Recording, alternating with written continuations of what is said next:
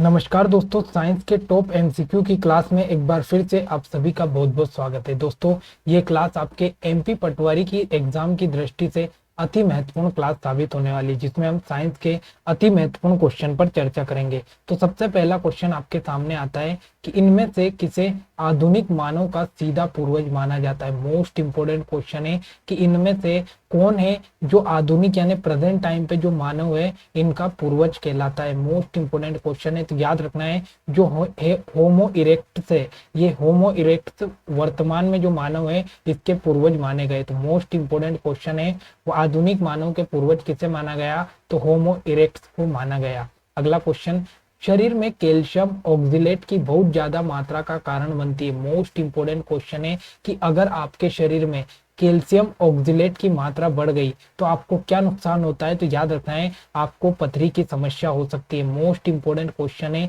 कि पथरी की जो समस्या होती है वो किस पदार्थ के जमाव के कारण होती है, तो वो है आपका कैल्शियम ऑक्जिलेट। याद रखना है कैल्शियम ऑक्जिलेट के जमाव के कारण आपके शरीर में पथरी की समस्या हो सकती है। अगला, गायनेकोमेस्टिया क्या है। मोस्ट इंपोर्टेंट क्वेश्चन है कि जो गायनेकोमेस्टिया है, ये गायनेकोमेस्टिया क्या है, तो याद रखना है ये एक प्रकार का पुरुषों के स्तन में विकास होने वाला रोग है। मोस्ट इंपोर्टेंट क्वेश्चन है कि अगर किसी व्यक्ति को गायनेकोमेस्टिया है तो याद रखना है उस पुरुष के जो स्तन है उनका विकास होने लगता है। अति महत्वपूर्ण क्वेश्चन है, यहाँ पर याद रखना है। अगला, मसूड़ों में रक्त स्त्राव को निम्नलिखित में से कौन रोकता है। मोस्ट इंपोर्टेंट क्वेश्चन है कि याद रखना है जो मसूड़े हैं आपके, इनमें कभी कभी आपने देखा होगा ब्लड आने लगता है, तो इसको कौन रोकता है, तो याद रखना है इसको रोकता है एस्कार्बिक अम्ल। मोस्ट इंपोर्टेंट क्वेश्चन है कि जो एस्कार्बिक अम्ल है ये क्या करता है, तो आपके मसूड़ों में रक्त स्त्राव को रोकता है। और एस्कार्बिक अम्ल का मतलब क्या होता है, तो ये है आपका विटामिन सी। और आपको याद रखना है कि जो विटामिन सी है ये किस में पाया जाता है, तो ये खट्टे फलों में पाया जाता है। मोस्ट इंपोर्टेंट क्वेश्चन है कि जो विटामिन सी है इसका क्या नाम है, तो इसका नाम है एस्कार्बिक अम्ल। ये क्या करता है, तो मसूड़ों में जो रक्त स्त्राव होता है इसको रोकता है। और जो विटामिन सी है ये किस में पाया जाता है, तो ये खट्टे फलों में पाया जाता है। अगला, प्रोटीन ऊर्जा कुपोषण का परिणाम है। मोस्ट इंपोर्टेंट क्वेश्चन है कि अगर किसी के शरीर में जो प्रोटीन है इसका कुपोषण यानी कम प्रोटीन किसी को मिलता है तो उसके शरीर में क्या होता है, तो याद रखना है उसको एक रोग होता है जिसका नाम है मरामस। याद रखना है मरासमस जो रोग है ये किसके कारण होता है, तो ये प्रोटीन के कारण होता है। या प्रोटीन के कुपोषण या प्रोटीन की कमी के कारण कौन सा रोग होता है, तो मरामस रोग होता है। मोस्ट इंपोर्टेंट दोस्तों, जो प्रोटीन है इस प्रोटीन की कमी से दो रोग होता है। एक तो होता है आपका क्वाशियोरकोर रोग भी इसकी कमी से होता है, ठीक है। और एक होता है आपका मैरास्मस जो रोग है ये भी किससे होता है, तो ये भी प्रोटीन की कमी से होते हैं। तो दोनों रोग आपको याद रखना है।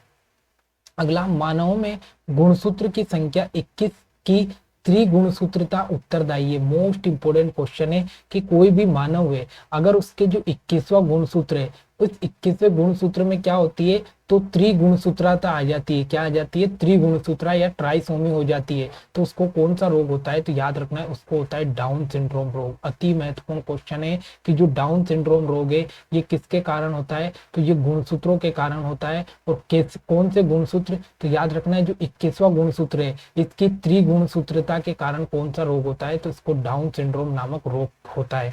अगला, कोशिका के अध्ययन को क्या कहा जाता है। मोस्ट इंपोर्टेंट क्वेश्चन है कि जो कोशिका का अध्ययन है उसको क्या कहा जाता है, तो याद रखना है उसको कहा जाता है साइटोलॉजी। मोस्ट इंपोर्टेंट क्वेश्चन है, याद रखना है जो कोशिका का अध्ययन है वो क्या कहलाता है, तो वो साइटोलॉजी कहलाता है। अब बात करें कोशिका की, तो आपसे पूछे कि कोशिका की खोज किसने की, तो ये की रॉबर्ट हुक के द्वारा कोशिका की खोज की गई। और जो आपकी कोशिका है ये मानव का जो शरीर होता है उसकी कार्यात्मक और संरचनात्मक इकाई होती है। मोस्ट इंपोर्टेंट है। फिर आपसे पूछे कि कोशिका का सिद्धांत किसने दिया, तो ये ट्रेविनेस और स्वान के द्वारा दिया गया, ठीक है।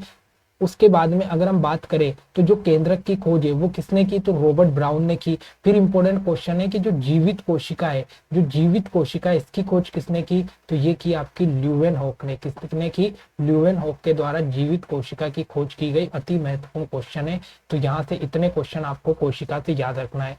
अगला, एक्सोबायोलॉजी किससे संबंधित है। मोस्ट इंपोर्टेंट क्वेश्चन है कि जो एक्सोबायोलॉजी है वो किससे संबंधित है, तो याद रखना है बाह्य अंतरिक्ष में जीवन का पता लगाने को क्या कहा जाता है, तो ये कहा जाता है एक्सोबायोलॉजी। मोस्ट इंपोर्टेंट क्वेश्चन है कि जो बाहरी अंतरिक्ष है इस बाहरी अंतरिक्ष में जीवन का पता लगाने का जो अध्ययन है उसको क्या कहा गया, तो उसको कहा गया एक्सोबायोलॉजी। अगला क्वेश्चन, सब्जी के लिए काम आने वाले पौधे के अध्ययन को क्या कहा जाता है। मोस्ट इंपोर्टेंट क्वेश्चन है कि वे पौधे, कौन से पौधे, वे पौधे जिनमें सब्जियां उगाई जाती है और उनका जो अध्ययन है ये क्या कहलाता है, तो याद रखना ये कहलाता है आपका ओलेरी कल्चर। मोस्ट इंपोर्टेंट क्वेश्चन है कि ओलेरी कल्चर किसे कहते हैं, तो ये कहते हैं उन पौधों को जिनसे सब्जियां प्राप्त होती है। और फ्लोरिकल्चर किसे कहते हैं, तो जो फूलों की खेती है उसे फ्लोरिकल्चर कहते हैं। अगला, निम्नलिखित में से कौन सा मकड़ियों का अध्ययन है। अति महत्वपूर्ण क्वेश्चन है कि अगर हम मकड़ियों का अध्ययन करेंगे तो मकड़ियों का अध्ययन विज्ञान की जिस शाखा के अंतर्गत किया जाता है उसको क्या कहते हैं, तो उसको कहते हैं अर्कनोलॉजी। क्या कहते हैं, अर्कनोलॉजी में किसका अध्ययन किया जाता है, तो मकड़ियों का अध्ययन किया जाता है। अति महत्वपूर्ण क्वेश्चन याद रखना है। अगला, सोरोलॉजी का में अध्ययन किया जाता है। मोस्ट इंपोर्टेंट क्वेश्चन है कि जो सोरोलॉजी है, इस सोरोलॉजी में किसका अध्ययन किया जाता है, तो याद रखना है जो छिपकलियों का अध्ययन है, जो छिपकलियों का अध्ययन है इसको हमने क्या नाम दिया, तो इसको नाम दिया सोरोलॉजी। मोस्ट इंपोर्टेंट याद रखना है। अगला, ऑन्कोलॉजी किस बीमारी के उपचार से जुड़ा है। मोस्ट इंपोर्टेंट क्वेश्चन है कि जो ऑन्कोलॉजी शब्द है, ये ऑन्कोलॉजी विज्ञान की कौन सी शाखा के अंतर्गत आता है और इसमें किसका अध्ययन किया जाता है, तो याद रखना है जो ऑन्कोलॉजी है ये कैंसर से संबंधित है, यानी कि कैंसर से संबंधित जो अध्ययन है वो क्या कहलाता है, तो वो ऑन्कोलॉजी कहलाता है। मोस्ट इंपोर्टेंट क्वेश्चन है, जो ऑन्कोलॉजी है वो किससे संबंधित है, तो वो कैंसर से संबंधित है। अति महत्वपूर्ण। अगर हम बात करें मधुमेह की, मधुमेह का मतलब डायबिटीज या शुगर की बीमारी, तो ये किस हार्मोन्स के कारण होती है, तो अगर आपके शरीर में इंसुलिन की कमी है, अगर इंसुलिन की कमी हो गई तो इंसुलिन की कमी के कारण कौन सा रोग होगा, मधुमेह रोग होगा। अति इंपोर्टेंट क्वेश्चन है। अगला, शरीर के आंतरिक अंगों का परीक्षण किस उपकरण द्वारा किया जाता है। मोस्ट इंपोर्टेंट क्वेश्चन है कि आपके शरीर के जो आंतरिक या अंदर के जितने भी अंग है उनका जो परीक्षण है वो किस उपकरण के द्वारा किया जाता है, तो वो किया जाता है एंडोस्कोप के द्वारा। अति महत्वपूर्ण क्वेश्चन है कि जो एंडोस्कोप है ये क्या काम करता है, तो याद रखना है जो आपके शरीर के आंतरिक अंग है उन आंतरिक अंग का परीक्षण कौन करता है, तो ये एंडोस्कोप करता है। अति महत्वपूर्ण क्वेश्चन है। अगला, प्रथम एंटीबायोटिक की खोज किसने की। मोस्ट इंपोर्टेंट क्वेश्चन याद लगा के लिख लेना कि जो प्रथम एंटीबायोटिक बनाई वो किसके द्वारा बनाई गई, तो वो बनाई गई आपकी एलेक्जेंडर फ्लेमिंग के द्वारा। मोस्ट इंपोर्टेंट क्वेश्चन है कि जो एलेक्जेंडर फ्लेमिंग है ये एलेक्जेंडर फ्लेमिंग ने क्या बनाई, तो प्रथम एंटीबायोटिक बनाई। Most important. अब यहाँ पर आपको दो नाम दिखाई दे रहे हैं, तो डब्ल्यू फ्लेमिंग और एक ए फ्लेमिंग। तो याद रखना है जो एंटीबायोटिक बनाई वो ए फ्लेमिंग यानी एलेक्जेंडर फ्लेमिंग ने बनाई है। अगला, होम्योपैथी के संस्थापक कौन है। अति महत्वपूर्ण क्वेश्चन है कि जो होम्योपैथी है इस होम्योपैथी के संस्थापक कौन है, तो याद रखना है ये आपके कौन है, तो हाइनेमैन है। मोस्ट इंपोर्टेंट क्वेश्चन है कि जो हाइनेमैन है ये क्या है, तो ये होम्योपैथी के संस्थापक है। अगला, दूध से दही के रूप में जमने का कारण है। मोस्ट इंपोर्टेंट क्वेश्चन है कि वो कौन सा बैक्टीरिया है, वो कौन सा बैक्टीरिया है जो आपका दूध है इस दूध को दही में जमा देता है, तो याद रखना है उसका नाम है लैक्टोबैसिलस।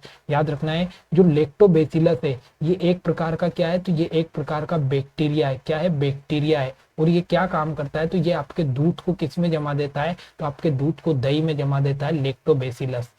अगला, पेनिसिलिन का आविष्कार किसने किया। मोस्ट इंपोर्टेंट क्वेश्चन है कि जो पेनिसिलिन है ये पेनिसिलिन का आविष्कार किसके द्वारा किया गया, तो ये किया गया अलेक्जेंडर फ्लेमिंग के द्वारा। ठीक है, और ये पेनिसिलिन वही अलेक्जेंडर फ्लेमिंग है जिसने पहली एंटीबायोटिक बनाई पेनिसिलिन। और याद रखना इसकी खोज किसने की, अलेक्जेंडर फ्लेमिंग के द्वारा की गई है। अगला, परमाणु बम का सिद्धांत आधारित है। मोस्ट इंपोर्टेंट क्वेश्चन लगा कर लिख लेना कि जो परमाणु बम है ये परमाणु बम किस सिद्धांत पर आधारित है, तो याद रखना है ये नाभिकीय विखंडन की क्रिया पर आधारित है। मोस्ट इंपोर्टेंट क्वेश्चन है कि जो परमाणु बम है ये किस सिद्धांत पर कार्य करता है, तो नाभिकीय विखंडन के सिद्धांत पर कार्य करता है।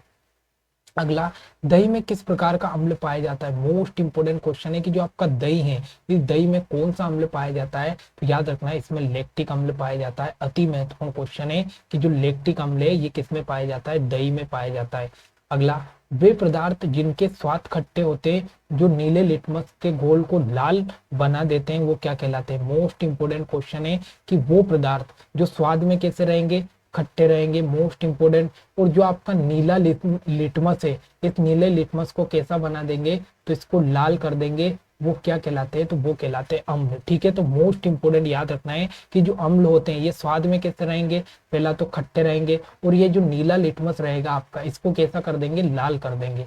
अगला, निम्न में से कौन प्रबल अम्ल है? मोस्ट इंपोर्टेंट क्वेश्चन है कि निम्न में से कौन प्रबल अम्ल है, तो याद रखना है जो पीएच 0 है, ये पीएच 0 क्या है? प्रबल अम्ल है, मोस्ट इंपोर्टेंट। अब यहाँ पर एक डाउट आपका क्लियर कर देता हूँ। यहाँ एक एक स्केल इस प्रकार से आती है जो अम्ल और क्षार को बताती है। तो ये 0 से चलकर कहाँ पर चलती है? तो ये 0 से लेकर इसमें 14 पॉइंट होते हैं और बीच में एक पॉइंट आता है जिस जो होता है 7 नंबर। ठीक है, तो इस 7 से इधर वाले जो 1 से लेकर कहाँ से 0 से लेकर 7 तक जो अंक होते हैं वो क्या होते हैं? तो ये अम्ल होते हैं। और जो 7 से लेकर जो 14 तक होते हैं तो ये क्या होते हैं? क्षार होते हैं। अब आपसे पूछेंगे सबसे ज्यादा अम्ल किस में रहेगा, तो वो किस में रहेगा? 0 में रहेगा सबसे ज्यादा अम्ल। और जैसे 0 से हम 1 2 3 4 5 इस प्रकार से 7 तक जाएंगे तो धीरे धीरे जो अम्ली है ये अम्ल कम होता जाएगा पदार्थ का। और जैसे 7 में पहुंचेंगे तो ये 7 में क्या रहेगा? तो 7 में उदासीन रहेगी, उदासीन। ठीक है, और जैसे हम 7 से आगे जाएंगे तो यहाँ पर जो क्षार की प्रकृति है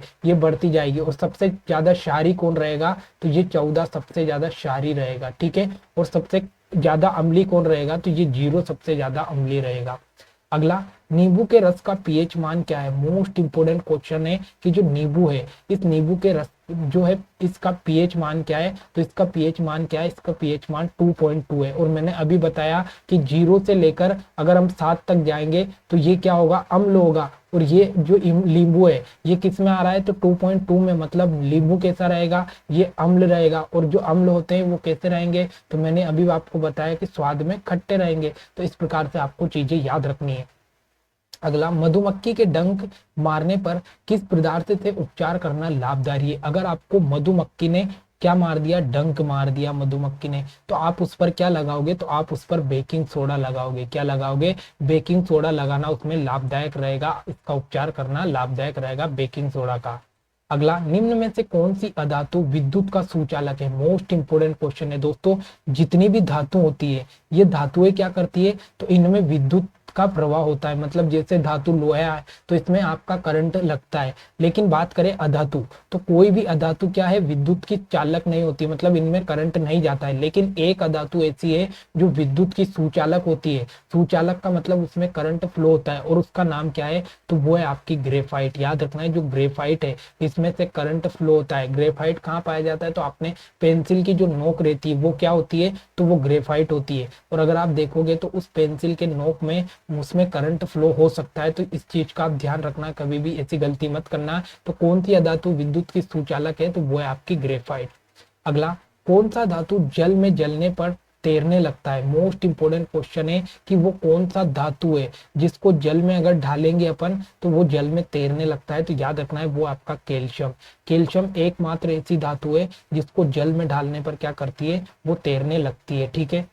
अगला, ऊर्जा उत्पादन के लिए कोशिका प्राय किसका उपयोग करती है? मोस्ट इंपोर्टेंट क्वेश्चन है। याद रखना है अगर कोशिका को ऊर्जा चाहिए तो वो किसका उपयोग करेगी? तो वो ग्लूकोज का उपयोग करेगी। मोस्ट इंपोर्टेंट क्वेश्चन है। और ग्लूकोज क्या है? तो ग्लूकोज एक प्रकार का कार्बोहाइड्रेट है। क्या है? कार्बोहाइड्रेट है ग्लूकोज एक प्रकार का, जो आपके शरीर को ऊर्जा प्रदान करता है। अगला, मछलियों में उत्सर्जित पदार्थ है। मोस्ट इंपोर्टेंट क्वेश्चन है कि जो मछलियां है ये मछलियां किसका उत्सर्जन करती है? तो याद रखना है ये किसका उत्सर्जन करती है? ये अमोनिया का उत्सर्जन करती है। जो मछलियां है ये मछलियां किसका उत्सर्जन करेगी? तो ये अमोनिया का उत्सर्जन करेगी। और याद रखना वो जंतु जो जल में रहते हैं, जो जल में रहते हैं वो किसका उत्सर्जन करते हैं? अमोनिया का। वही बात करें यूरिया का उत्सर्जन कौन करता है? तो जो आपका मानव होता है, जो मानव होता है वो किसका उत्सर्जन करता है? तो वो यूरिया का उत्सर्जन करते हैं। ठीक है। तो दोस्तों ये साइंस के आज के मोस्ट इंपोर्टेंट क्वेश्चन थे। तो आशा करता हूँ कि आज की क्लास आपको अच्छी लगी होगी और सारे क्वेश्चन आपसे बने होंगे। अगर क्लास अच्छी लगे तो लाइक कमेंट शेयर करना ना भूले। मिलते हैं अगली क्लास में। जय हिंद, जय भारत।